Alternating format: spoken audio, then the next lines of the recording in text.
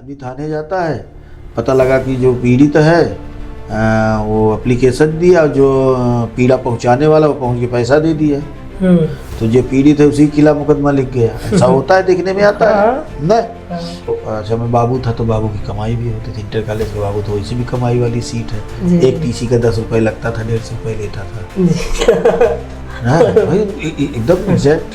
Marksheet में school प्रबंधन कहता 20 रुपये लो तो 20 रुपये लिया जाता था। उसके बाद जब आदमी बाद में लेने आता था, टाइम पे नहीं आता था, तो उससे मैं 150 रुपये लेता था, 200 रुपये लेता था। समझ गए? जब अकबर आया उसने देखा कि क्या क्षेत्र है, अल्लाह का आबाद किया हुआ क्षेत्र है, इसे अल्लाहाबाद होना चाहिए। अच्छा।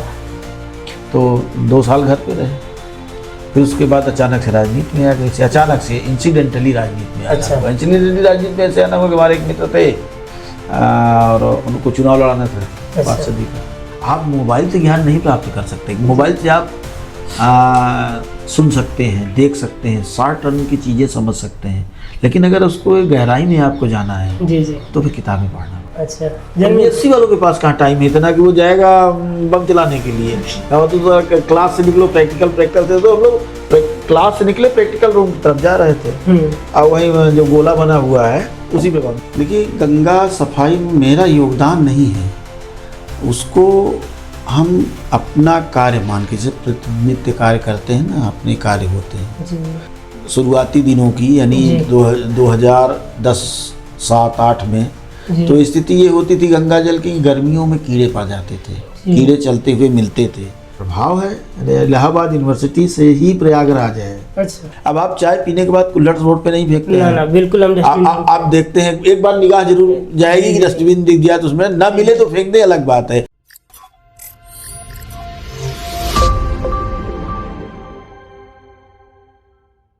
सबसे पहले तो हम आपका यहाँ स्वागत करते हैं हमारे पोस्टकास्ट में। धन्यवाद।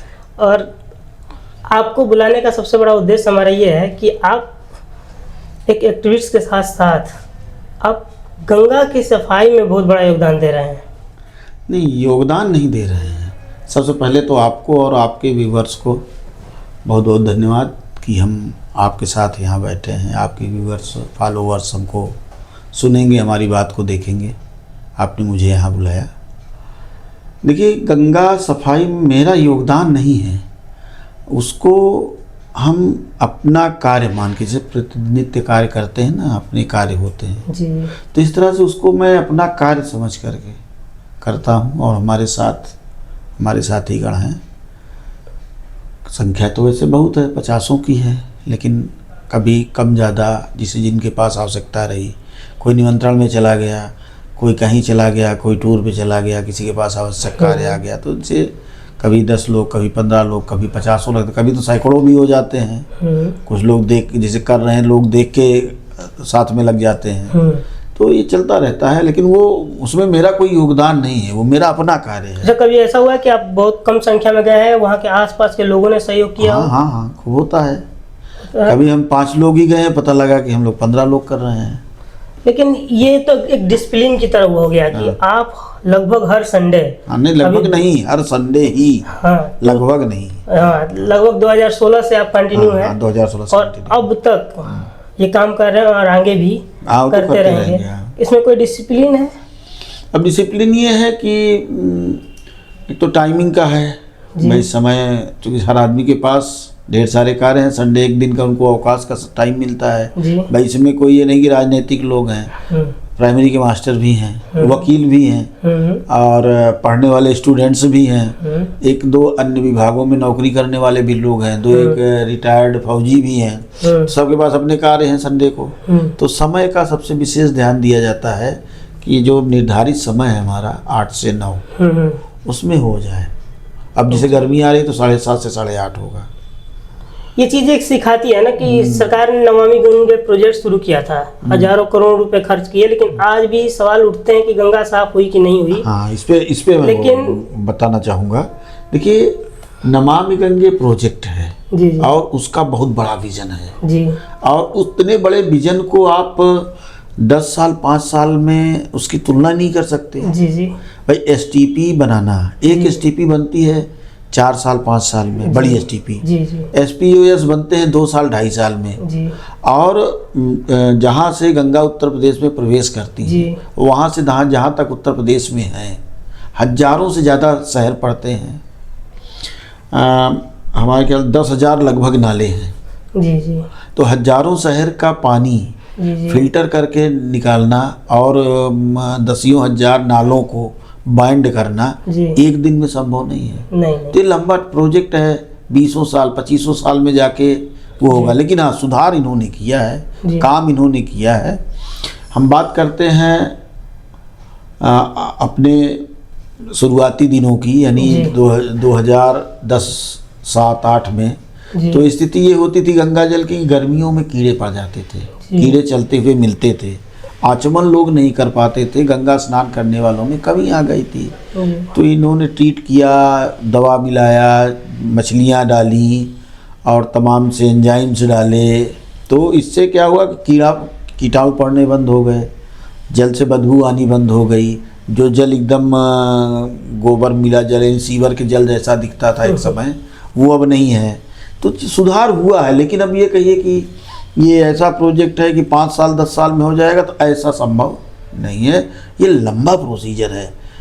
इसमें हम ये तो नहीं कहते कि सरकार ने अपने अचीवमेंट कर लिया, बहुत अच्छा काम किया, लेकिन सरकार ने प्रयास तो किया। हम हमेशा नहीं कि हम ही अकेले प्रयागराज में गंगा सफाई कर रहे हैं जी। गंगा विचार मंच है जी। और जिला गंगा समिति है जी। और सिंगरेरपुर घाट पे भी सफाई होती है, वहाँ के लोग करते हैं। नीवी कला पे वहाँ के लोग करते हैं। और हमारे कुंवर जी तिवारी भाई हैं, वो अरैल में करते हैं। फाफा मऊ में हम कर ही रहे हैं। संगम घाट पे तो तमाम सी समाज सेवी संस्थाएं अपना अलग अलग दिन कर रही हैं। नगर निगम ने भी लगा रखे हैं। कुछ दिन तो नमामि गंगे से भी हर घाटों पे लोग लगे थे, लेकिन वो काम नहीं करते थे, तो काम चोरी करते थे, तो फिर उनको हटा दिया गया। तो इस तरह से ऐसा नहीं है, सरकार भी प्रयास कर रही है और जो इससे संबंधित विभाग हैं वो भी प्रयास कर रहे हैं और जो पब्लिक है वो भी प्रयास कर रही है। पहले लोग सीधे गंगा जी में कचरा डालते थे, अब स्थिति ये है कि वो लोग गंगा किनारे रखने लगे हैं। पहले अभी भी कुछ लोग डालते हैं, ऐसा नहीं है, लेकिन बहुत संख्या पहले की अपेक्षा कम हो गई है। पहले आपको बताओ, हम लोगों के बचपन में यानी अब हम बात करें तो ये 90s के, यानी सन 90 के आसपास की बात करें तो जो लोग ले जाते थे गंगा जी में, डायरेक्ट मिट्टी प्रवाहित कर देते थे, मिट्टी बांध के प्रतिक्ति में, और उसको सीधे गंगा जी में प्रवाहित कर देते थे। और तमाम यहाँ वहाँ लाशें लगी रहती थी और उस पर कौवा चील कौवा बैठते थे और उससे गंगा जी में गंदगी होती थी, तो वो बंद हो गया। और जानवरों की लाशें पड़ी रहती थी। अब तो जगह जगह ये लगे हुए हैं, जाल लगे हुए हैं, लोग लगे हुए हैं, उसको निगरानी करते हैं कि कहीं से अगर किसी जानवर की भी बह के आ जाए तो उसको हटा लिया जाए। तो सुधार हुआ है, ऐसा नहीं है। लोगों के मन में भी सुधार आया है। अब आप चाय पीने के बाद कुल्हड़ रोड पे नहीं फेंकते हैं। ना, बिल्कुल हम आप देखते हैं, एक बार निगाह जरूर जाएगी कि डस्टबिन दिख गया तो उसमें ना मिले तो फेंक दे, अलग बात है, यही मानव स्वभाव है। यही मेरा दूसरा सवाल था कि शहर हो, सड़क हो, घर हो या गंगा, लोगों को जागरूक होना कितना जरूरी है? ये आप समझिए, जागरूकता तो बहुत जरूरी है। जागरूकता अगर नहीं होती, भाई ऐसा नहीं कि मोदी जी ने कहा, यहाँ पर मोदी जी का नाम इसलिए ले रहे हैं कि उसने शुरुआत की जी। अगर मोदी जी ने ये ना कहा होता कि हाँ हम घर घर शौचालय बनवाएंगे जी, तो आप याद करिए वो दिन, अपने बचपन के दिन, सड़क सुबह 5 बजे अगर सड़कों के किनारे से चलते थे तो बहुत बुरी हालत, एक तरफ महिला एक तरफ पुरुष लाइन लगा के बैठे होते थे सड़कों पे, रेलवे लाइनों पे। आज उस स्थिति में 90% तक कमी आई है। बहुत बदलाव जो है 100 किया है, 10%। अब देखिए, जिसको ये है कि नहीं हमको करना ही है तो उसको क्या कर लोगे, किसी को जेल तो नहीं भेज दोगे। तो ये तो होगा ही। लेकिन अब लोग सड़क के किनारे भी नहीं, अब तो थोड़ा बाहर चले जाते हैं, अंदर की तरफ रहते हैं। शहरों में तो एकदम हमको लगता है 98% बंद हो गया, गाँव में भी 90% बंद हो गया है। अच्छा, एक अभी आपको एक छोटा सा उदाहरण बताता हूँ, ग्रामीण जीवन से जुड़ा हुआ हूँ। गाँव में अपने बरसात में हमारे यहाँ चारों तरफ पानी भर जाता है जी। जो सड़क की मेड़ होती है उसके ऊपर से पानी बहता है। ऐसी स्थिति में महिलाओं का बाहर जाना आप समझिए इतना दर्दकारी होता था। हम्म, हम अपने बचपन में जब माँ लोग जाती थी बगीचे, तो चली गर्मी का दिन है तो चल गया, बाग हमारी बहुत बड़ी थी, बहुत घनी भी थी। ठंडी का दिन था तो भी चल गया, लेकिन बरसात में जब उस पानी में छपर छपर करते हुए जाना और फिर उसमें आना, आप समझिए मन अंदर से द्रवित होता था कि क्या इसका कोई उपाय नहीं है।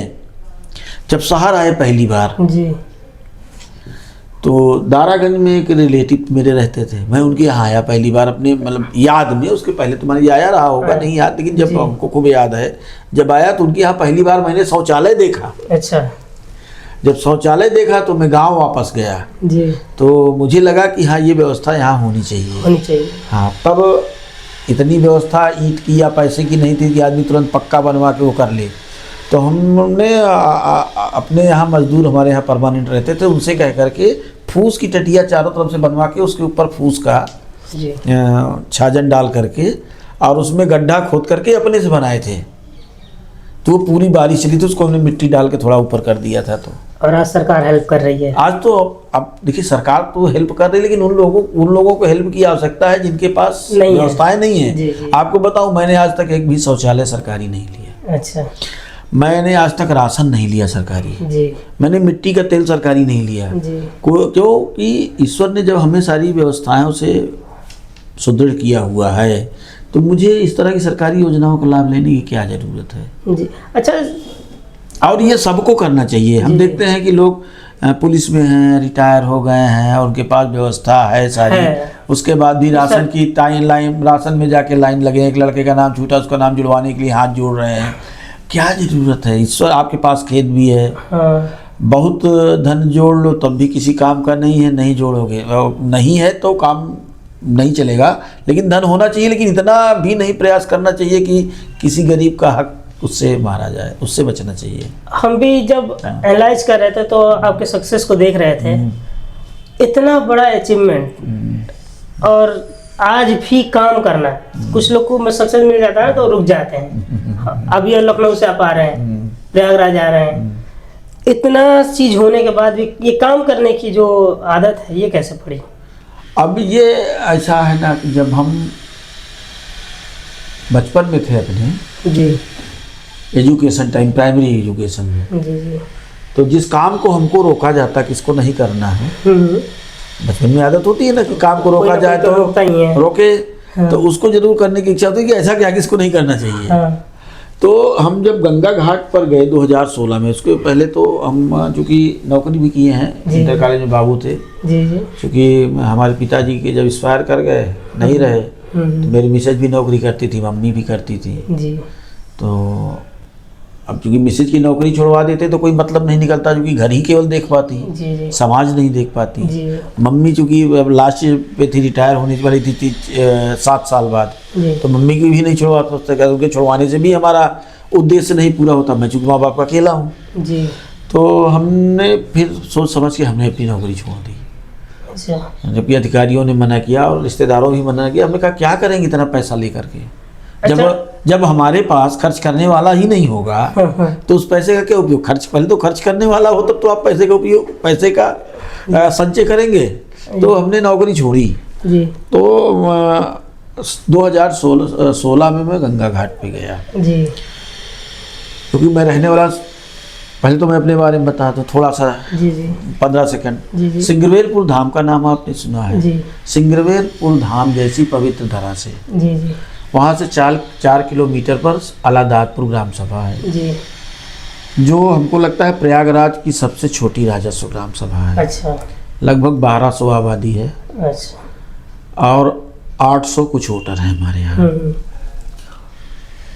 और हमारे गांव की बसावट ऐसी है कि वहाँ ठाकुर बस्ती अलग है, पाल बस्ती अलग है, पासी बस्ती अलग है, चमार बस्ती अलग है, हाँ, जिलाहा बस्ती अलग है, नाव बस्ती अलग है, और पड़ान बस्ती अलग है, मिश्रान अलग है, शुक्लान अलग और है। इतने ही लोग में, इतने ही लोग में, मतलब 6 घर का मेरा पुरवा है, हाँ। 8 घर का मिश्रान है, और 10 या 12 घर का पसियान है। आज बदला हुआ है कि वैसे ही? वैसी बसावट है मेरे गांव की। अच्छा। और सब वही कच्चे रास्ते से सब जुड़े हुए थे। अब कहीं कहीं वो इंटरलॉकिंग हुई है, कहीं कहीं खड़ंजा हुआ है। अभी उसी तरह से एकदम प्रतापगढ़ बॉर्डर, मतलब प्रयागराज का अंतिम गांव, उधर से कुंडा विधानसभा शुरू हो गया और इधर से फाफामऊ विधानसभा का अंतिम गांव। जी जी। मतलब अगर हम अपने दरवाजे से निकलते हैं तो ज़्यादा से ज़्यादा 110 या 15 मीटर बाद सीधा प्रयागराज, प्रतापगढ़ शुरू हो जाएगा। अच्छा। मैं तो प्रयागराज का रहने वाला ना। अच्छा। मेरी 5 बीघे की बाग है, वो बीच से डिवाइड करती है उससे सीमा रेखा से। 2.5 बीघा इलाहाबाद में है, 2.5 बीघा प्रतापगढ़ में। मतलब 1 नंबर प्रतापगढ़ का वहां से, उसी मेरे बाग से शुरू होता है, गाटा संख्या 1। और गाटा संख्या 1 प्रयागराज की भी वहीं शुरू होती है मेरी ग्राम सभा की, और वो बरना ग्राम सभा की। अब ये समझ सकते हैं ऐसी जगह पे मैं बसा हुआ हूँ। एक अननोन नाम, मेरे गांव का नाम बहुत कम लोग जानते हैं, क्योंकि आनापुर से जाने जाते हैं हम लोग। लेकिन हमारे गांव का नाम आनापुर वाला जो नाम है हम लोगों ने सुना, सबने सुना है आनापुर, क्योंकि भाई ऐतिहासिक राजघराना का केंद्र रहा है। और इंटर कॉलेज भी, डिग्री कॉलेज है, बहुत बड़ा केंद्र है अध्ययन का। जैसे आपके यहाँ इलाहाबाद यूनिवर्सिटी उत्तर प्रदेश का बहुत बड़ा केंद्र है, तो गंगा पार का आनापुर बहुत बड़ा केंद्र है। और हम आनापुर के बाद मऊआयमा में स्कूल होता था उस जमाने में, 1800 यानी 1900 के आसपास, मतलब आज से 100 साल से ज़्यादा पहले की बात कर रहा हूँ। तो बाबा लोग बताते थे कि आनापुर के बाद मऊआयमा में स्कूल था और इधर कहीं स्कूल नहीं था। क्योंकि मऊआयमा में स्कूल इसलिए थे कि वो मॉडल था, वो सेंटर था। जैसे BRC बनने लगे हैं, पहले BRC नहीं होते थे, पहले मॉडल सेंटर होते थे, तो मऊआयमा में था, इसलिए मऊआयमा में स्कूल बन गया था। वो मऊआयमा तब डेवलप था क्योंकि वहाँ कताई मिल वगैरह तमाम चीज़ें थी। आनापुर इसलिए डेवलप हुआ क्योंकि वो राजघराने का सेंटर था। अब तब जब गंगा सफाई, मैं 2016 में माँ गंगा किनारे आया, बहुत गंदगी, जगह जगह गोबर पड़े हैं, कूड़े का ढेर पड़ा है। और हमने वहाँ जो तीर्थ पुरोहित थे हमारे, पंडा जिनको कहते हैं अपने यहाँ की भाषा में, उनको हम तीर्थ पुरोहित कहते हैं। तो तीर्थ पुरोहितों से बात किया तो कहे भैया कहाँ कौन नहाने आता है, इतनी गंदगी है कि केवल जो है ये नहाने आते हैं जो मिट्टी वाले आते हैं। अच्छा। केवल मुर्दाहवा घाट बन के रह गया है, फाफामऊ घाट, और या तो पुण्यवासी को थोड़ी सी भीड़ हो जाती, नहीं तो कोई नहीं आता। मन में बड़ी पीड़ा हुई, उस पीड़ा को मैं बता नहीं सकता। मैं गया माँ के पास, बैठा और कहा माँ शक्ति दो कि कुछ कर सकूं। ये एक इच्छा थी मन में, बस इच्छा। उस अभी देखिए ये है माँ की कृपा मेरे ऊपर। मैं वहाँ से आया, तीसरे दिन बैठक थी हमारे यहाँ की जिला की, तो हम लोग आए यहाँ पर। तो यहाँ पर ये हुआ कि घाटों की सफाई करना है। अच्छा। हाँ, और जितने लोगों को, अधिक से अधिक लोगों को बुला सकते हो बुला लो। तो ये वो घाट सब बटे, तो फाफामऊ घाट किसको दे देंगे, हमको दे दीजिए। तो हमने फिर भाई तमाम पार्टियों के नेताओं से जो चुनाव लड़ना चाहते थे, चुनाव का समय नज़दीक आ रहा था, उनसे संबंध स्थापित किया। फिर यहाँ नगर निगम में नगर आयुक्त से संबंध स्थापित किया, जोनल से संबंध स्थापित किया, तमाम समाज सेवी संस्थाओं से संबंध स्थापित किया।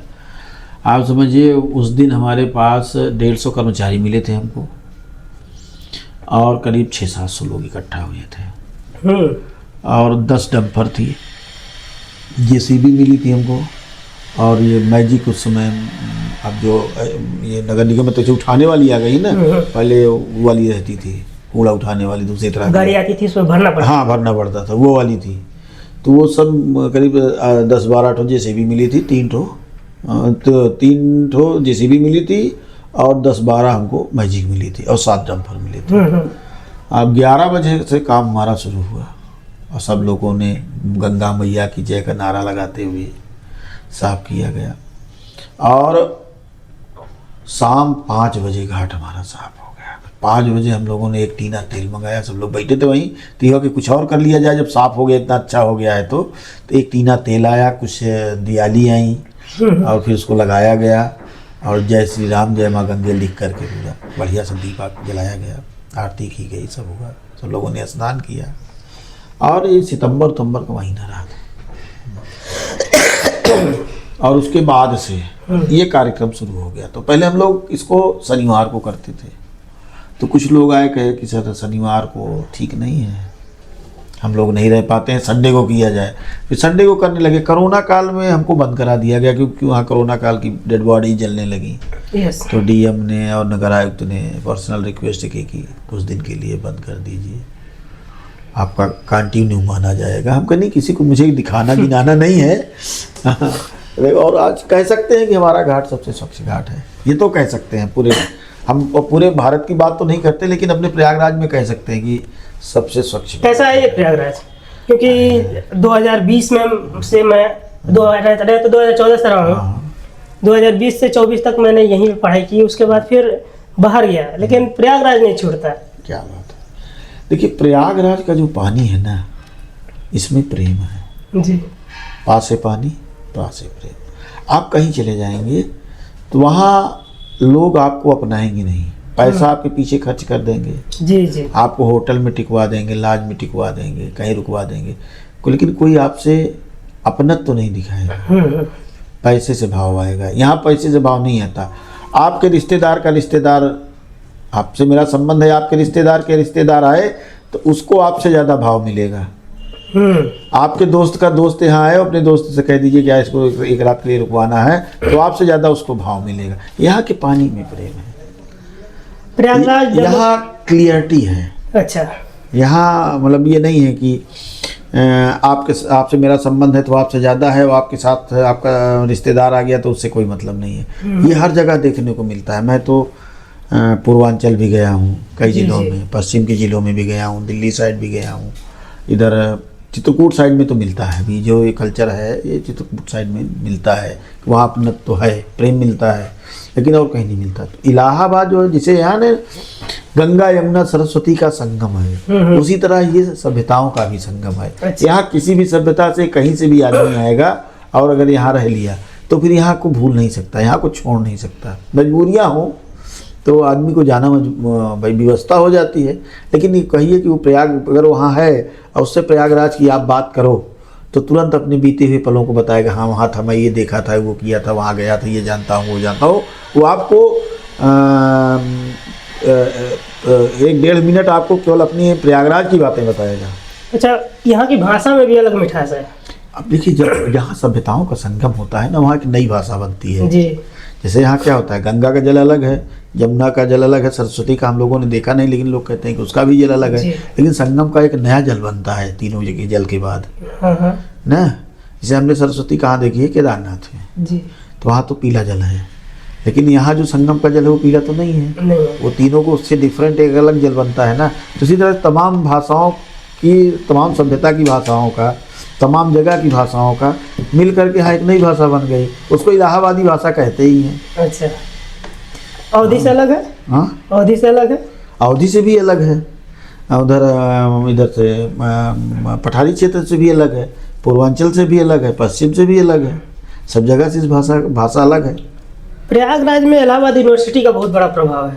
प्रभाव है, इलाहाबाद यूनिवर्सिटी से ही प्रयागराज है। अच्छा भाई, आप वहाँ के छात्र रहे? हाँ रहा, यहाँ से हमने बीएससी किया है। बताइए कुछ अपने। अब कुछ क्या, देखिए जब हमारा समय था तब उस समय तो बहुत विकसित स्वरूप था इलाहाबाद यूनिवर्सिटी का।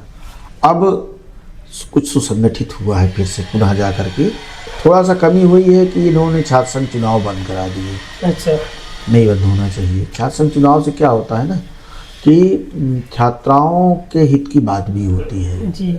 और ठीक है, कुछ उसके दुरुपयोग, ऐसा नहीं मैं कहता कि उसके 100% सदुपयोग ही है, कुछ दुरुपयोग भी होते हैं। हर चीज़ का सदुपयोग नहीं है। अगर आप एक दरोगा को थाने पर बैठालते हो तो क्या सारे अच्छे कार्य करता है क्या? ना। कुछ तो उससे वो भी होते हैं, कुछ वो अपना पर्सनल हित भी साधता है, कुछ अपने लोगों का पर्सनल हित साधता है। तो इसी तरह जो बनेगा वो अपना पर्सनल और अपने लोगों का तो करेगा, इसको नहीं मना कर सकते आप। भाई कोई नेता बनता है, कोई पहुंच में ऊपर चला जाता है तो क्या वो अपना वो केवल सर्वजन का ही कार्य करता है? तो बिरले लोग निकलते हैं। विधानसभा में अभी भी यहाँ के लोग बैठे हुए हैं, बहुत लोग। हाँ, और हमने जहाँ तक देखा है कि यहाँ छात्र संघ का चुनाव होता है, वो थोड़ा वायलेंस तो लेकर आता ही नहीं, अगर हम उसकी व्यवस्था करें तो वायलेंस नहीं लेके आएगा। नहीं होगा। हाँ। भाई अगर हम जानते हैं कि वायलेंस होगा तो उसकी तैयारी पहले से करें, उतने फोर्स डिप्लॉयड करें और जो भी संगठन है उनसे बैठ करके बात करें, किया जाए और उसका हल निकाला जाए। बंद करना तो अच्छा नहीं है, लेकिन बंद मतलब हर चीज का हल निकालना चाहिए। जी जी। किसी चीज को बैन करना मतलब आज क्या हुआ, हमको आज रात में उल्टी हो गई तो हम खाना कल से बंद कर देंगे? उसमें सुधार ले आएंगे ना, उसकी दवा करेंगे ना जी। भाई समाज में कहीं झगड़ा हो गया तो क्या करेंगे, उन सबको कैद कर देंगे? क्या नहीं कर सकते? उनको सेफ हाउस में सबको तो नहीं रखा जा सकता ना। आप तो को खुला मैदान तो छोड़ना पड़ेगा। कितने लोगों को सेफ हाउस में रखेंगे? ना घटनाएं तो अभी भी हो रही हैं। हो ही नहीं है जी। तो हमारे कहने का मतलब छात्र संघ नहीं बंद करना चाहिए, वो हमारी नर्सरी है।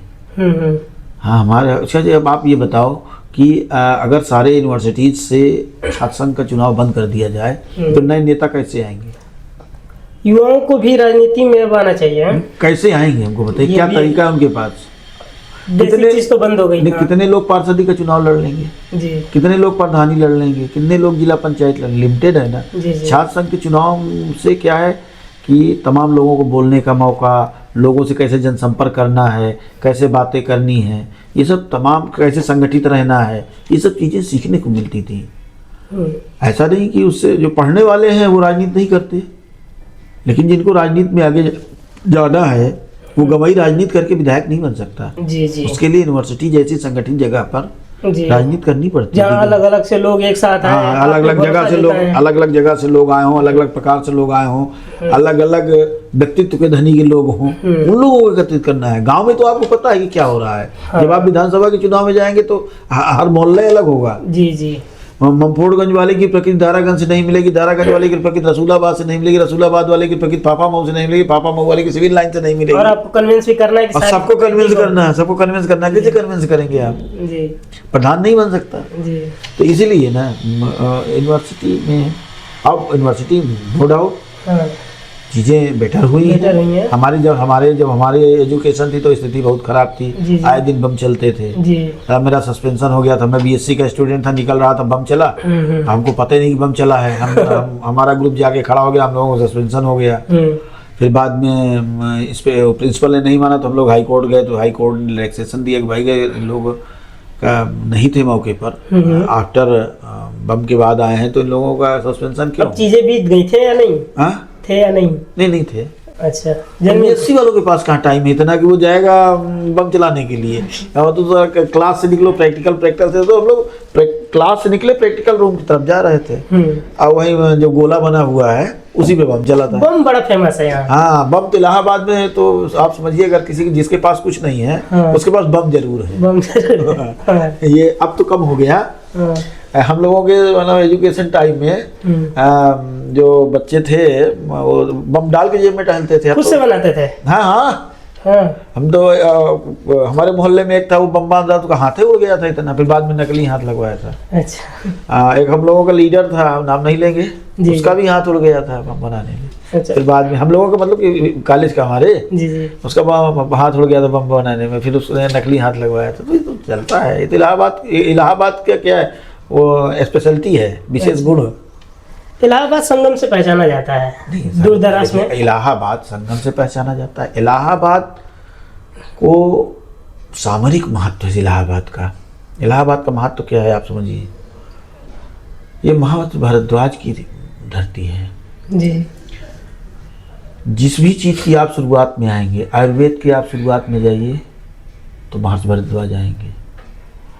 आप मिसाइल की शुरुआत में जाइए, महर्षि भारद्वाज आएंगे। आप विमान की शुरुआत में जाइए, महर्षि भारद्वाज आएंगे।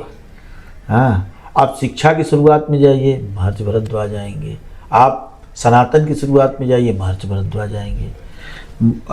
जो अभी तक मुझे जो जानकारी, मैं नहीं कहता कि मुझे परफेक्ट जानकारी, लेकिन अभी तक जो मुझे जानकारी पढ़ने में, अध्ययन में या ज्ञानी लोगों से बात करने में जो जानकारी मिली, उसमें ये है कि देवताओं से ज्ञान प्राप्त करके महर्षि भारद्वाज ने ऋषि मुनियों, महिषियों, ज्ञानियों, राजाओं, महाराजाओं को प्रयागराज की उसी भारद्वाज आश्रम में बैठा करके वो सारे ज्ञान दिए।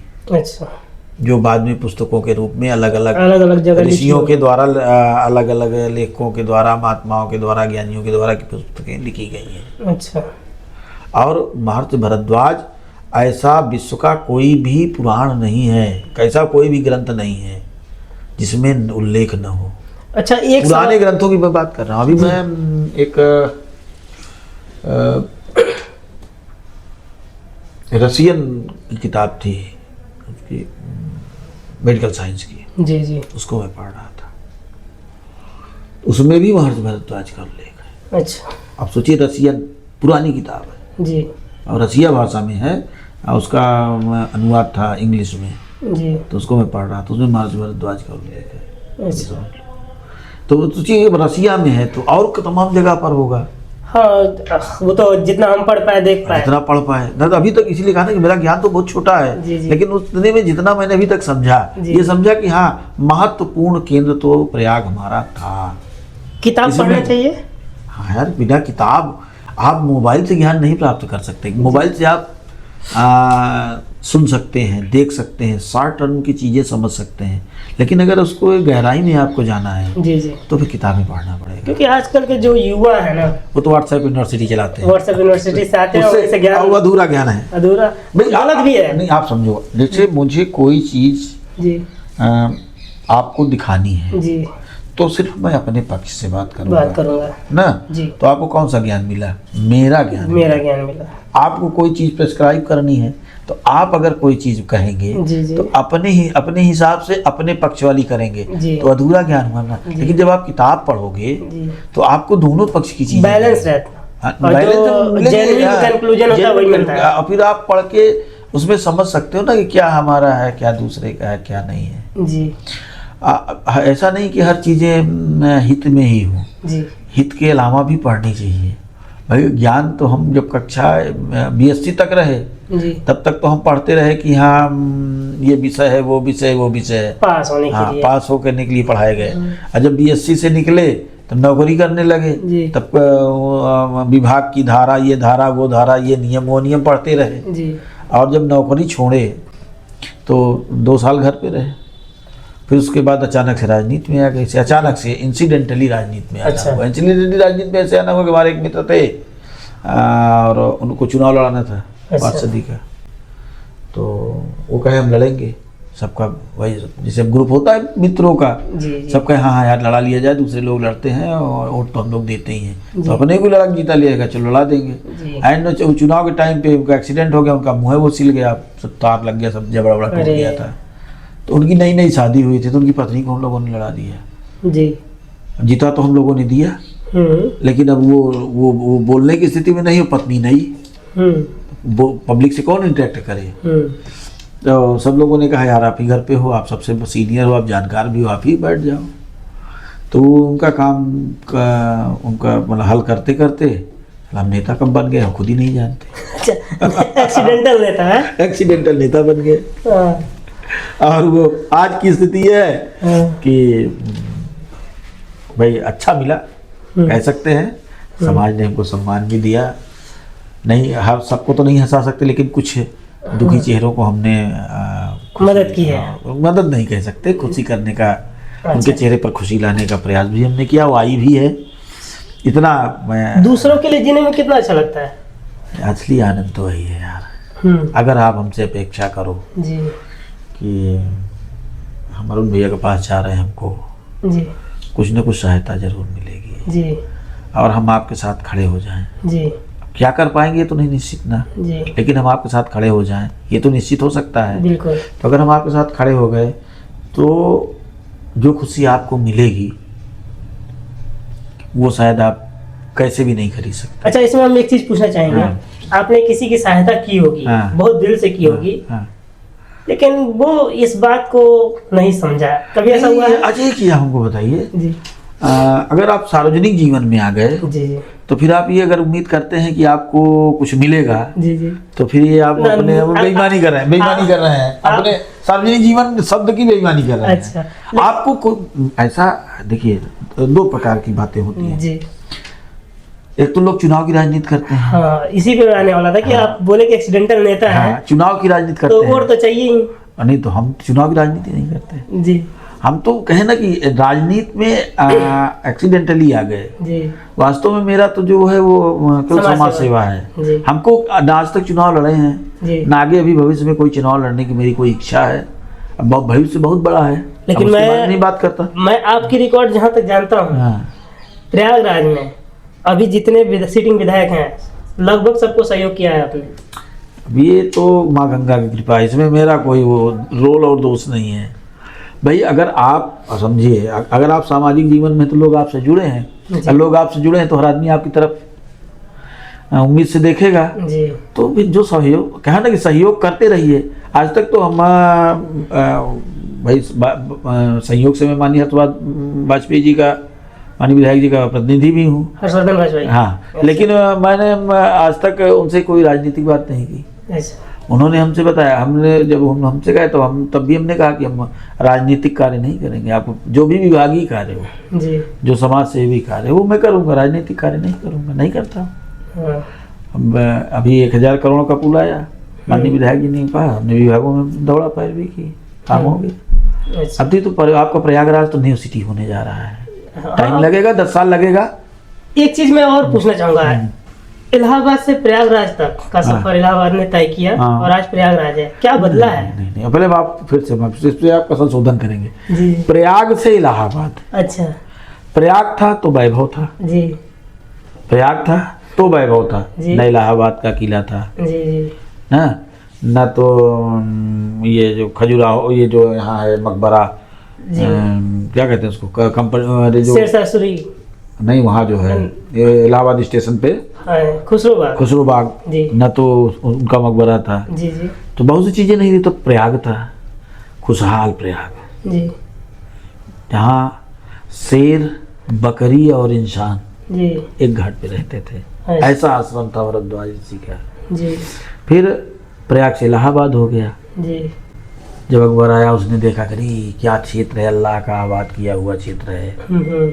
इसे इलाहाबाद होना चाहिए अच्छा इलाहाबाद थोड़ा ना इलाहाबाद है ना इसका नाम जी, जी। ALLAHABAD अच्छा। इलाहाबाद है इलाहाबाद तो हो गया हिंदी में अच्छा तो क्योंकि इलाहाबाद उर्दू शब्द है इलाहाबाद हिंदी शब्द हो जी जी तो इलाहाबाद इसका नाम है तो अल्लाह का आबाद किया हुआ क्षेत्र उसने बनाया इसको बांध बनाया उसको बनाया इस तरह क्षेत्र का विस्तार हुआ और उसके बाद प्रयाग हुआ तो माघ मेला कुंभ मेला आपने देख ही लिया बिल्कुल सड़कें देख लिया नहीं तो पतली पतली थी अगर आप परिकल्पना करो 2017 वाली जी 18 वाली हाँ ना उस प्रयागराज की परिकल्पना से आज को जोड़ो तो बहुत क्या प्रयागराज चलने लायक था सड़कें चलने लायक थी आज जाम है लेकिन तब आज की ट्रैफिक तब की सड़क पे डाल देते तो क्या होता जी जी आज पटरियाँ सुंदर हुई ये वो सरकारों ने काम किया है नगर निगम ने काम किया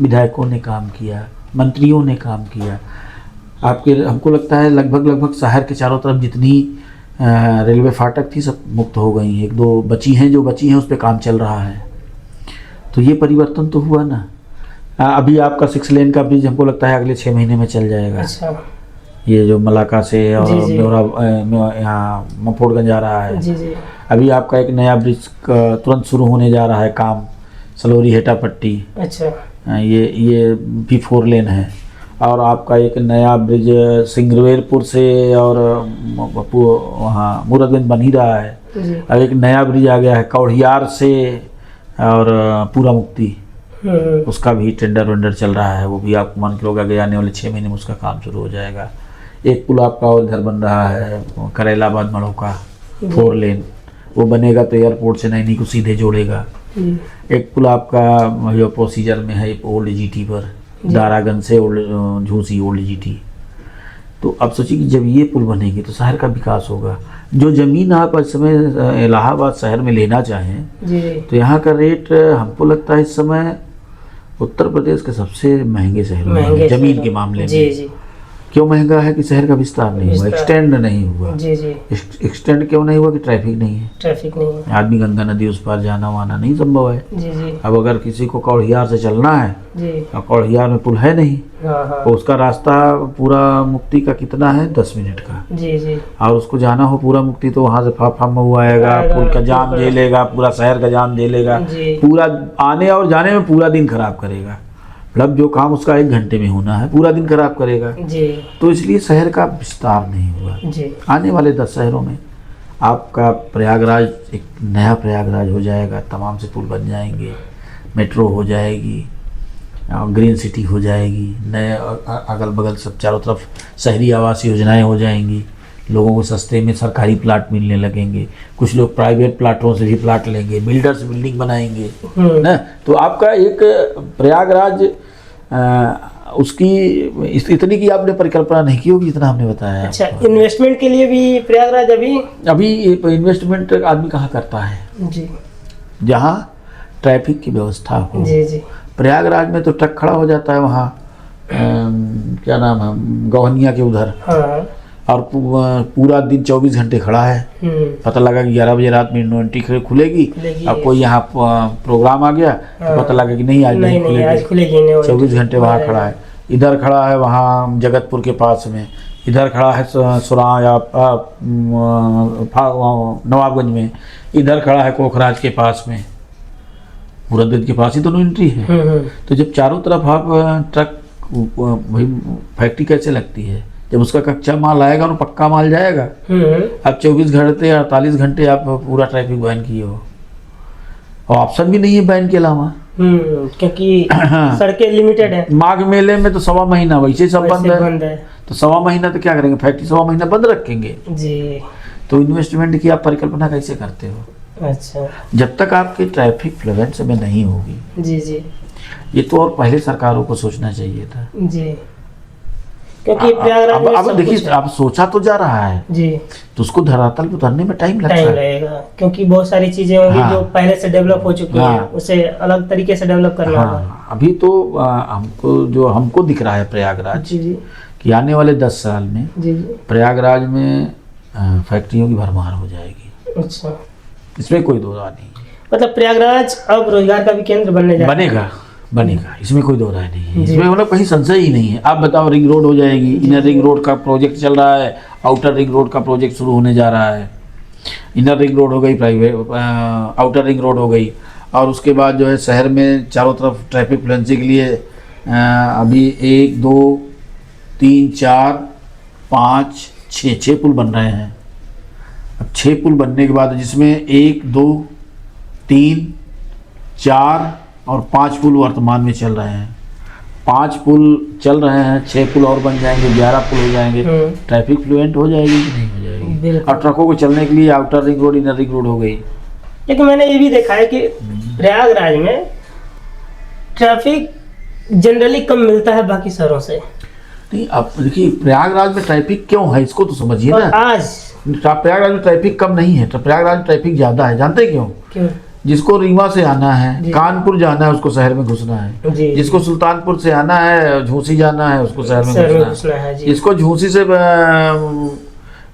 फाफा मऊ जाना है, उसको शहर में घुसना जाना है। तो ये जो हमारा बैराहना से मेवहाल और बैंक रोड और ये आपका मेडिकल चौराहा और सिविल लाइंस, ये इतना एरिया एकदम चौक पॉइंट है।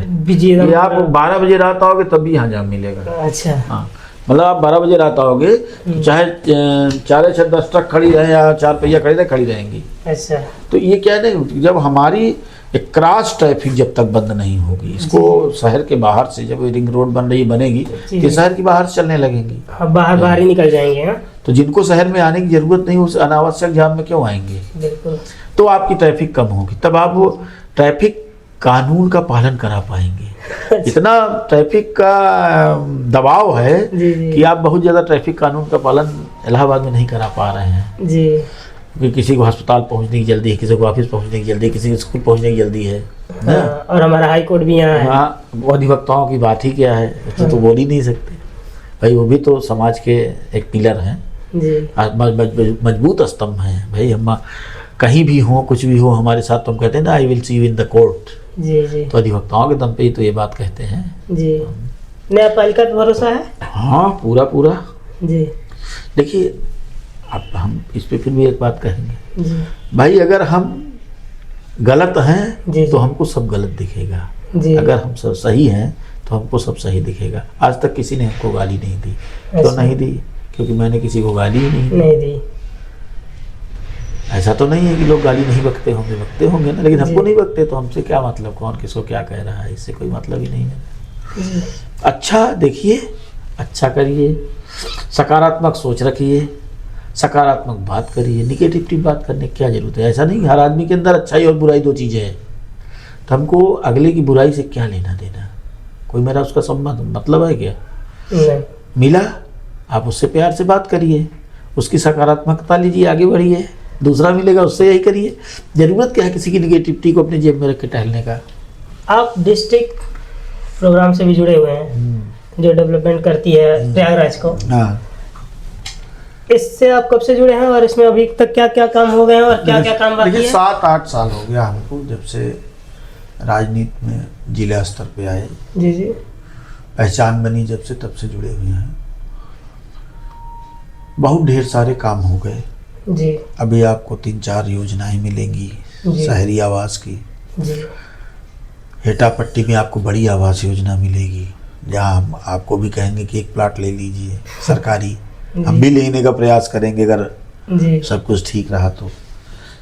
नया शहर बनेगा, जैसे गोमती नगर आपने देखा है जी, लखनऊ ना, एक नए एकदम प्लांट सिटी। जी जी तो इसलिए गोमती नगर जैसी बड़ी सिटी बसेगी हेटा पट्टी में। जी और अब प्रयागराज आप देख ही रहे, बदल गया है वह सब जगह, भाई फ्लुएंट हो गया, जगह आरओबी बन गई। अभी कई आरओबी का दोहरीकरण होना है, जैसे रामबाग हो गया, गल्ला बाजार हो गया, इनका दोहरीकरण हो जाएगा। और सबसे बड़ी उपलब्धि प्रयागराज के लिए होगी कि अकबर का बांध बक्सी बांध कहा जाता है। जी उसके बाद नए बांध की परिकल्पना प्रयागराज में हो गई है। जी और आने वाले 2-4 सालों में प्रयागराज में 500 वर्षों बाद कोई बांध बनेगा। अच्छा ये प्रयागराज की नई डेवलपमेंट है। जी अभी तो विभागों में चल रही हैं फाइलें, एनजीटी है, वाटर फ्लड कंट्रोल है, ये है वो है, सब चल रहे हैं अभी से। अभी टाइम लगेगा 3-4 साल का। रियल एस्टेट के बारे में आपको कोई जानकारी है? उससे बहुत दूर हूँ यार। फिर भी? ऐसा कोई काम नहीं किया अपने जीवन में। नौकरी से अच्छा बताओ, नौकरी आदमी छोड़ा लिया जी तो अच्छा, मैं बाबू था तो बाबू की कमाई भी होती थी, इंटर कॉलेज के बाबू, तो इसी भी कमाई वाली सीट है। जी। एक टीसी का 10 रुपये लगता था, 150 रुपये लेता था। जी हाँ भाई, एकदम एग्जैक्ट। मार्कशीट में स्कूल प्रबंधन कहता 20 रुपये लो तो 20 रुपये लिया जाता था। उसके बाद जब आदमी बाद में लेने आता था, टाइम पे नहीं आता था, तो उससे मैं 150 रुपये लेता था, 200 रुपये लेता था। जी समझ गया ना? कोई कहता कि नहीं हमको कल ही टीसी चाहिए काउंटर साइन, तो मैं दूंगा, दो 1,500 रुपये करा के देता था। 10 रुपये का खर्च 1,500 लेता था, तो कमाई वाली सीट पे था। तनख्वाह अलग से, तनख्वाह से तो किसी कोई तो परिवार का होता है। जब ऐसी जगह से छोड़ के आया तो उसके बाद लाभ से क्या मतलब मेरा? अब फिर यार आपको पहले बता दें, पिताजी मेरे सरकारी नौकरी में थे, मिसेज भी हैं, माताजी भी हैं। माताजी तो अब रिटायर हो गई। तो अब इतने के बाद भी तो हमको नहीं लगता कि मुझे रियल एस्टेट या इधर उधर हाथ मारने की जरूरत है। मतलब सरकार ने हायर स्टडी में बदलाव किए, यूजीसी में चेंज लेकर आई। हाँ, देखिए, जनरल कास्ट इससे परेशान है। परेशान होना भी चाहिए। जी हम कहते हैं आप जो गलत किया, जी जिसने भी गलत हुआ, पहले तो पीड़ित हो गया, जी जो पीड़ित है उसको न्याय मिलना चाहिए, बिल्कुल मिलना चाहिए। और उसको जिसने पीड़ा पहुंचाई उसे दंड मिलना चाहिए। जी वो चाहे जिस भी कास्ट का हो। जी। ऐसा नहीं है कि आप एक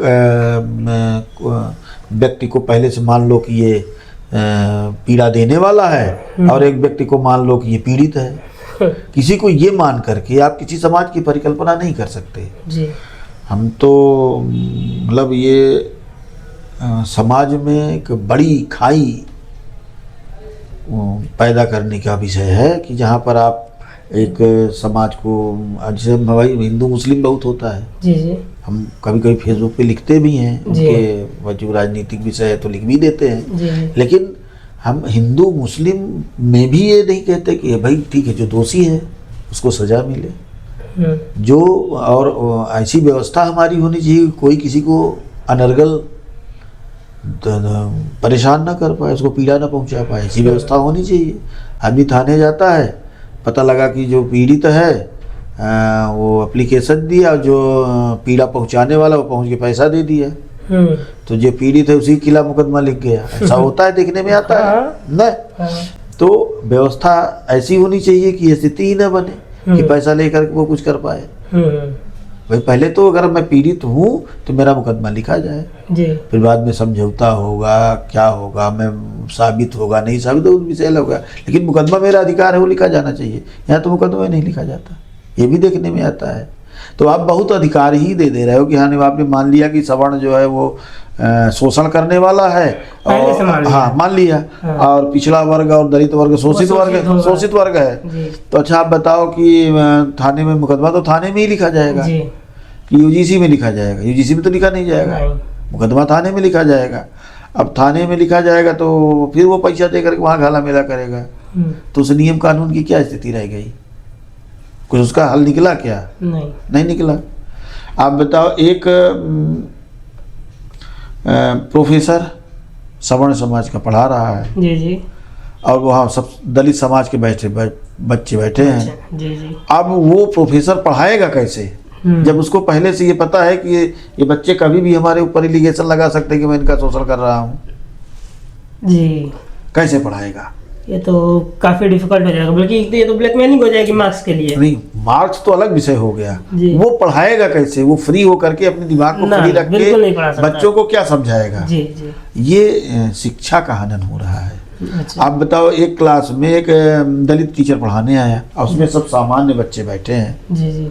अब उसको पहले से लग रहा है कि ये सामान्य वाले हैं, मुझे परेशान करेंगे जी, तो क्या पढ़ाएगा वहाँ खड़े होकर के? यही बात है, यहाँ शिक्षा का हनन हो जाएगा, सामाजिक खाई हो जाएगी। इसे हम जिसने भी किया क्या सोच कर किया, कैसे किया, पहले तो इसकी में जिम्मेदारी निर्धारित हो जी जी। कि किसने किया, कैसे हुआ जी, कितने लोग इसमें शामिल हैं जी, पहले तो उनकी जिम्मेदारी निर्धारित हो जी।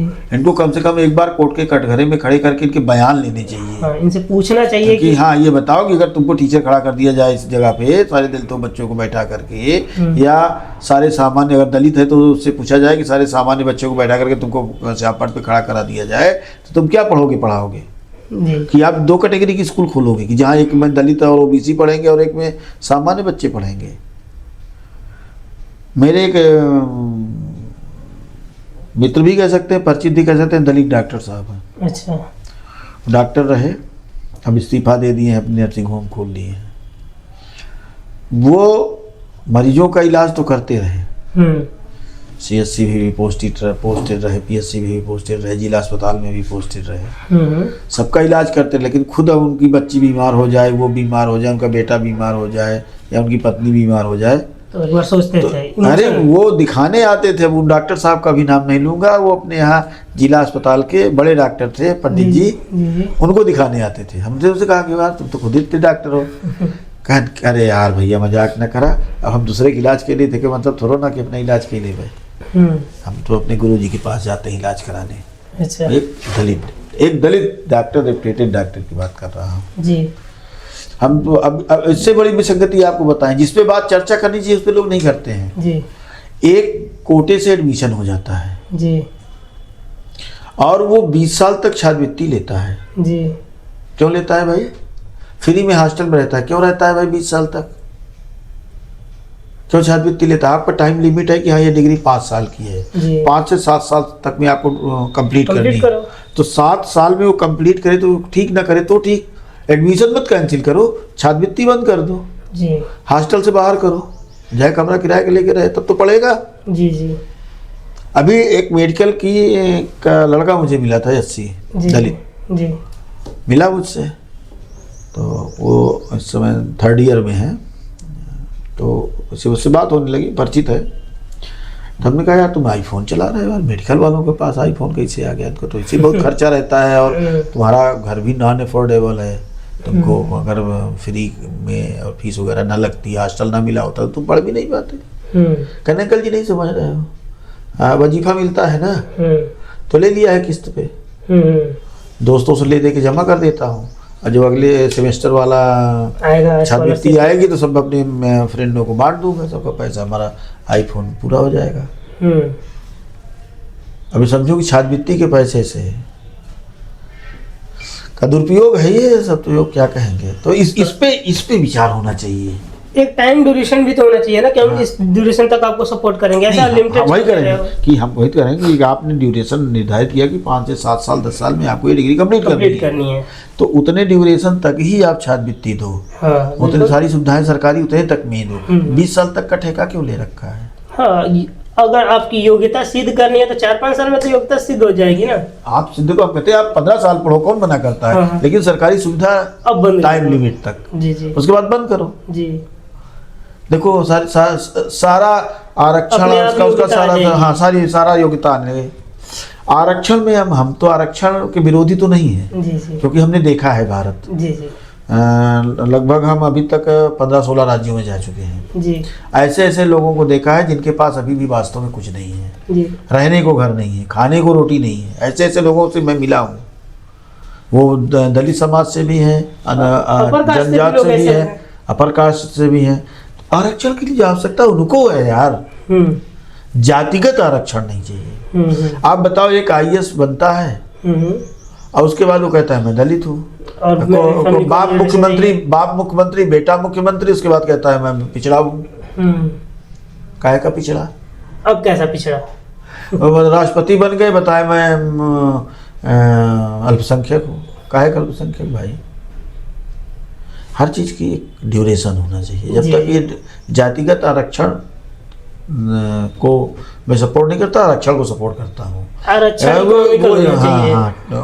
उसके बकायदे सर्वे हो, सर्वे में आए यहाँ इनके यहाँ से इतना ये हो गया तो इनको छोड़ो, आप दो उसके पड़ोसी को लो ना यार। एक हमारे गांव में पासी बस्ती आपसे बताया अलग है, उसमें एक परिवार बहुत डेवलप्ड है, एक परिवार मुझे पूरा एक ही घर का है। वो लोग सब एक बाप के 7 बेटे थे, फिर 7 लोगों का घर बना, तो इसका करके सब एक ही घर के हैं।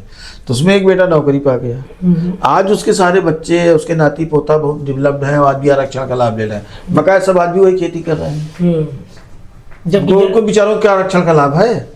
उनको जरूरत है, जिनको है उनको मिला ही नहीं। और जो डेवलप कर गया वो लाभ आज भी ले रहे हैं, उनकी चौथी पीढ़ी लाभ ले रही है आज।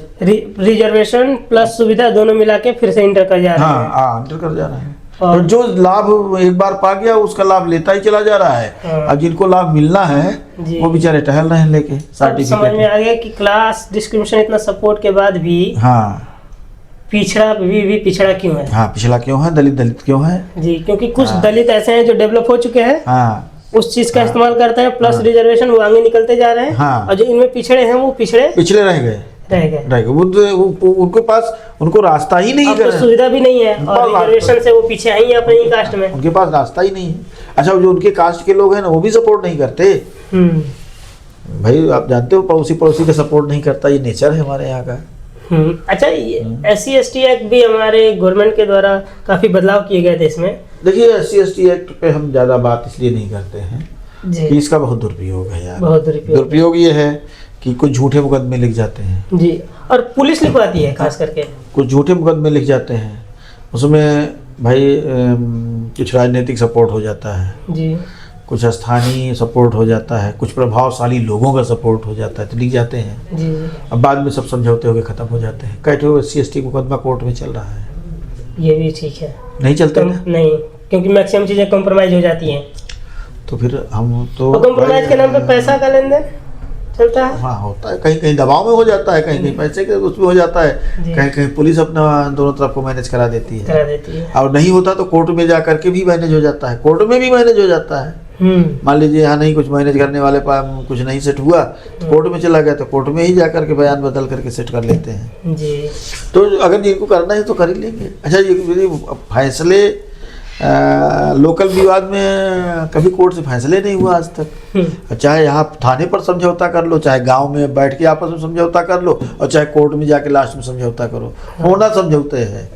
1-8% मामले ऐसे आए हैं कि जिसमें कोर्ट से सजा हुई है, कोर्ट से ने डिसीजन दिया है, तारीख वो आदमी भी आ जाता है और रोज एक बाइक से तारीख जाते हैं दोनों लोग, और उसके बाद एक बाइक से लौट के आते हैं और तारीख लड़ते हैं, और बाद में एक दिन दोनों लोग बैठ के समझौता कर लेते हैं।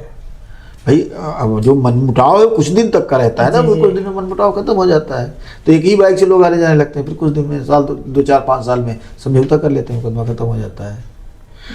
देश के युवाओं के लिए क्या संदेश है? भैया देखिए, शिक्षा अधिकार है जी, लेकिन अधिकार को अधिकार मत समझो जी। शिक्षा जो है वो ग्रहण करने की विषय वस्तु है जी। कम खाओ, कम खर्च करो, महंगे शौक मत पालो, लेकिन शिक्षा ग्रहण करो। शिक्षा ही हमारे भविष्य का आधार है।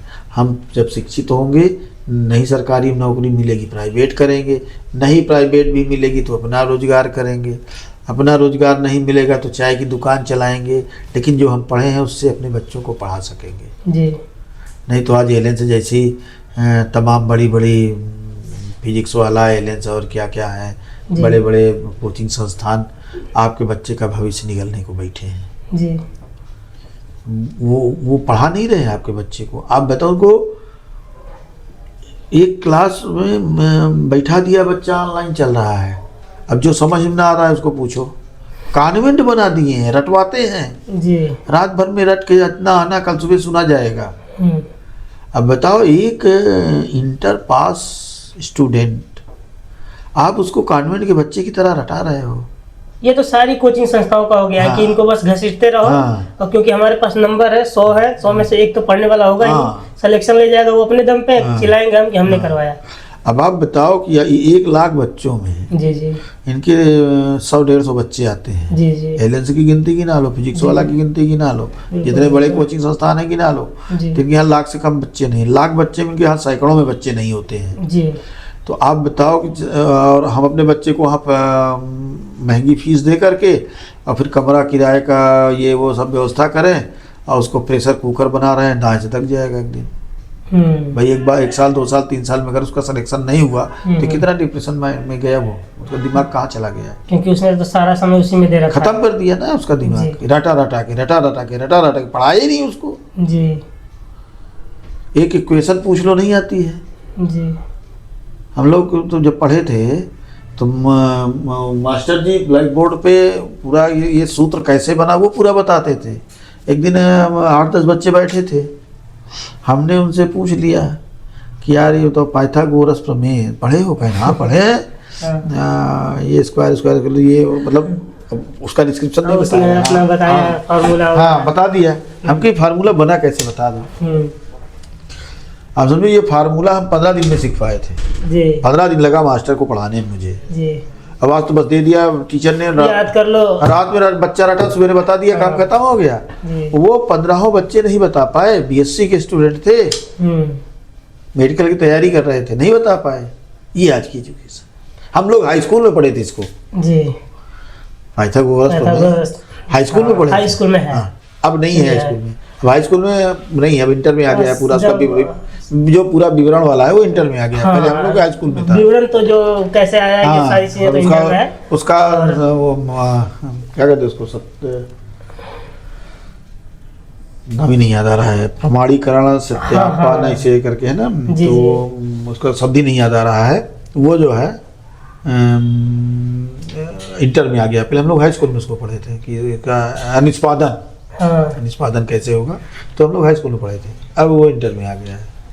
अब बताओ कि ये क्या मेडिकल पढ़ेंगे जब इनको अपने फिजिक्स में ये नियम क्यों बना, किस कारण से बना वही नहीं पता है। मैथ में ये क्यों हुआ, केमिस्ट्री में ये बॉन्ड क्यों बना, इसका नाम ये क्यों पड़ा, यही नहीं पता। बस रट के जा रहे हैं, परीक्षा दे रहे हैं, 99% नंबर ला रहे हैं, 100% ला रहे हैं। क्या? अच्छा, उत्तर प्रदेश में ऐसा क्या अलग है? क्योंकि हम जब भारत घूमते हैं तो देखते हैं उत्तर प्रदेश में सब कुछ है और इतना कंजेस्टेड, सबसे बड़ी जनसंख्या लेके चल रहा है, सबसे बड़ी इकोनॉमी लेके चल रहा है, लेकिन फिर भी यहाँ मैं इकोनॉमी का स्टूडेंट तो नहीं हूँ, उसके बारे में ज़्यादा नहीं बता सकता, लेकिन एक आप समझो उत्तर प्रदेश जो है हृदय है भारत का, हार्ट, जी और हृदय जो है ना वो सबसे सुंदर होता है जी।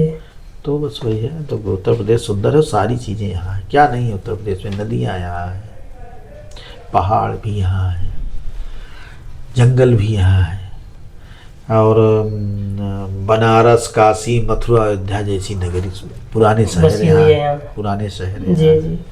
हमारी संस्कृत विरासत यहाँ पर है जी, सभ्यताओं का समागम यहाँ है जी लोगों का मिलन यहाँ है, शिक्षा का केंद्र ये है, विज्ञान का केंद्र है, और चिकित्सा का केंद्र है, क्या नहीं है यहाँ, सब है जी। तो प्रयाग, उत्तर प्रदेश की आप तुलना किसी से नहीं कर सकते। आप देखिए जैसे आप मध्य प्रदेश टहलिए तो जहाँ दिखेगा जंगल जंगल, जहाँ दिखेगा पानी पानी, जहाँ दिखेगा पहाड़ पहाड़, तो जहाँ दिखेगी आबादी आबादी, ना मतलब संगठित है, यहाँ आबादी है, यहाँ जंगल है। लेकिन उत्तर प्रदेश में आप टहलेंगे तो आपको सब कुछ एक साथ मिलेगा, एक साथ मिलेगा ना। हर गांव में प्रयागराज, हर गांव में। प्रयागराज से आप आगे चलो मिर्जापुर की तरफ, तो यहाँ से आप नया शहर प्रयागराज जैसा सुव्यवस्थित शहर मिला। आगे आप चले तो फिर आपको टोंस नदी मिल गई, उसके पहाड़ शुरू हो गए। फिर और आगे आप चले तो मैदानी क्षेत्र आ गया जहाँ अच्छी खेती होती है, और आगे आप चले तो जंगल आ गया कुराओं का, ना। फिर कुराओं की पहाड़ियाँ शुरू हो गई। तो प्रयागराज में सब है, बस देखने का नज़रिया है। अभी हमसे किसी ने कहा कि आप दिल्ली कहे क्यों नहीं बस जाते हो, आपके पास तो दिल्ली में ऑप्शन है बसने का, और आपके सारे अधिकारी भी वहाँ हैं। हम क्या प्रयाग को कैसे भुला पाऊंगा, प्रयाग को कैसे छोड़ पाएंगे, कैसे भुला पाऊंगा। जब प्रयाग को मैं नहीं भूल पाऊंगा तो प्रयाग छोड़ कर दिल्ली क्यों जाऊंगा। नहीं, कोई सवाल ही नहीं। जन्मभूमि, और फिर मैं उस जगह का रहने वाला हूँ जहाँ से प्रेम शुरू हुआ। जी जी। दलित और सवर्ण प्रेम जी। कहाँ से, सिंगरवेरपुर से जी। कि निषाद राज को रामचंद्र जी ने गले लगाया था। मैं उस धरा से रहने का से आता हूँ जी। मेरे अंदर ना तो दलित को लेकर कोई दुर्भावना है, ना ओबीसी को, ना मुस्लिम को। हम सवर्ण हैं तो उस पर मुझे गर्व है, लेकिन दलित मेरे बगल बैठता है तो मुझे और ज़्यादा गौरवान्वित महसूस होता है। जी। जाति विभेद उस समय की बातें थी जब कर्म आधारित था। जी।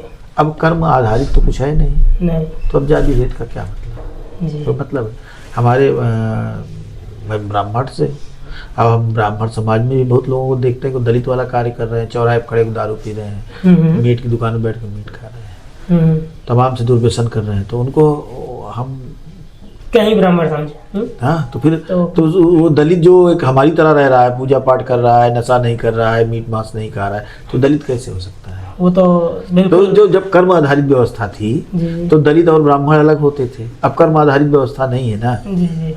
तो फिर दलित और कौन ब्राह्मण, सब बराबर है जी, है ना। रोटी और बेटी जी, दो को हम सार्वजनिक नहीं कर सकते जी, बकाया सब सार्वजनिक है जी, समझ गए ना। रोटी और बेटी जी, इसको हम सार्वजनिक नहीं कर सकते, बकाया सब अपने हैं। भारत में आपको क्या अच्छा लगता है? अरे यार, भारत ही तो है पूरे विश्व में। कुछ लोग ऐसे होते हैं जिनको भारत में भी कमियां दिखती हैं, आपने देखा है। फिर वही बात, हमने आपसे क्या कहा कि हमको आपसे सकारात्मकता लेनी, नकारात्मकता नहीं। जी।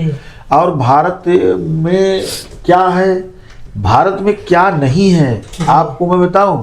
कोरोना काल में पूरा विश्व उदाहरण है, इससे बड़ा उदाहरण नहीं मिलेगा। जी जी। कोरोना काल में पूरा विश्व का कोई ऐसा देश नहीं है जहाँ भुखमरी ना आई हो। जी। उनके पास पैसा था जी, उनके पास संसाधन थे जी, हॉस्पिटल हमसे बेटर थे, जी, लेकिन उनकी यहाँ मौतें हमसे कई गुना ज़्यादा, बहुत ज़्यादा। भारत में ना उस समय हमारे पास संसाधन थे, ना दवाएं थी, ना हमारे पास हॉस्पिटल्स इतने हैं, ना इतने ऑक्सीजन हैं, लेकिन हम सबसे कम नुकसान में क्यों रहे? क्योंकि हमारे यहाँ खाने की कमी नहीं है। जी। भारत एक कृषि प्रधान देश है, यहाँ हर घर में साल भर का खाने का गल्ला सुरक्षित रखा जाता है। जी। आज भी 5% लोग, 5% भी नहीं है कि जो डेली खरीद कर खाते हैं। और आप जैसे लोग मदद करने भी तो निकल जाते हैं, तो अलग विषय हो गया। मदद तो तमाम लोग की है, ऐसा थोड़ी हमने की है। वो तो भाई मदद करना भी चाहिए, जहाँ भी वो आपदा थी जी, उसमें जिसने अवसर तलाशा जी, वो लोग आज अपनी जगह तलाश रहे हैं जी।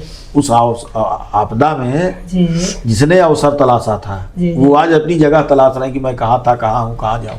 हम्म, और जिसने उस आपदा में मदद किया है ना, जी जी उसको आज अवसर तलाशने की जरूरत नहीं है, उसके पास तमाम से अवसर खुले खुले हैं। जी तो हमेशा लोगों की मदद के लिए खड़े रहना चाहिए, अपनी सुरक्षा देखते हुए। जी। अब ऐसा नहीं है कि आपके घर पे कोई 2 बजे रात खटखटा दे, आप बाहर निकलो तो कट्टा से मार दे। अपनी करिए, सबकी मदद करिए, सब कुछ करिए, अपनी सुरक्षा को ध्यान में रखते हुए। बस। बहुत बहुत धन्यवाद आप यहाँ आए। आपको भी, आपने हमको मौका दिया, जी आपने हमारी बातों को सुना, आपके व्यूवर्स को भी बहुत बहुत धन्यवाद। और आते रहेंगे, आपसे मिलते रहेंगे। हम तो चाहेंगे कि आप फिर आपके प्रश्नों का जवाब देंगे, लेकिन अगली वो हमारी जब आपकी मुलाकात होगी तो गंगा घाट पर जी वहाँ आइए, जी जी वहाँ लगाइए, जी जी वहाँ हमारे साथ और हमारे साथी होंगे जी, सबसे मुलाकात भी होगी जी। और वहीं प्रश्नों का जवाब देंगे जी। हम तो चौराहे पर खड़े होकर के दे देंगे। अच्छा, बस एक ही निवेदन मेरा रहेगा तब भी जी। कि राजनीतिक विषयों पर चर्चा नहीं, क्योंकि मैं राजनीतिक व्यक्ति हूँ, कर रहा हूँ, लेकिन मुझे राजनीति में बहुत रुचि नहीं है। मैं सामाजिक कार्य, मुझे रुचि है, वो मैं करता हूँ और करता रहूँगा। आज भी अगर अभी एक कोई सामाजिक ऐसा कोई कार्य हो जिससे 100-200 लोगों का लाभ हो रहा हो तो मैं डीएम से झगड़ा कर लूँगा उस कार्य के लिए। लेकिन आप मेरे सगे भाई हो, आपका पर्सनल हित हो, तो मैं किसी अधिकारी से कहने नहीं जाऊँगा जी।